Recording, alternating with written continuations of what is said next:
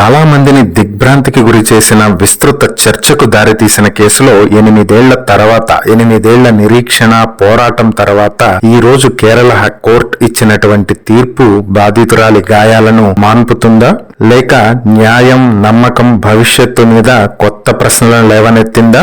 8 ఏళ్ల సుదీర్ఘ పోరాటం తర్వాత ఎర్నాకుళం కోర్టు దిలీప్ ని నిర్దోషిగా, మిగిలిన 6గురిని దోషులుగా తేలుస్తూ తీర్పు ఇచ్చింది. దిలీప్ అభిమానులు బయట సంబరాలు చేసుకుంటున్నారు, న్యాయం గెలిచింది అనుకుంటున్నారు. కానీ మరోవైపు సంగతేంటి? నిజంగా న్యాయం గెలిచిందా? 2017లో ఒక భయంకరమైన రాత్రి తన జీవితాన్ని మార్చేసిన ఆ మహిళ సంగతి ఏమిటి? ఆ బాధితురాలికి న్యాయం జరిగిందా? సొంత మనుషులే, తాను నమ్మిన స్నేహితులే తనను మోసం చేస్తే చివరిగా న్యాయస్థానంలో న్యాయం జరుగుతుంది అని నమ్మిన ఆమెకు న్యాయం ఇదేనా?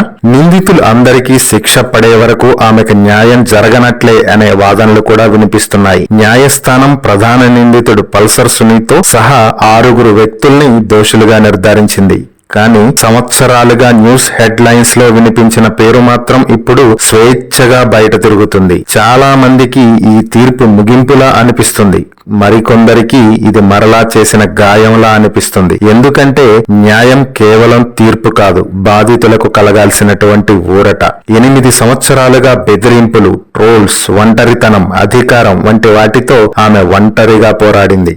ఇక్కడ ప్రశ్న గెలవటం లేదా ఓడటం గురించి కాదు. ఒక స్త్రీ తనకు జరిగిన అన్యాయాన్ని చెప్పుకుంటే ఆమె శత్రువు పలుకుబడి, అధికారం కలిగిన వ్యక్తి అయినప్పుడు మన వ్యవస్థలు ఆమెను రక్షించగలవా?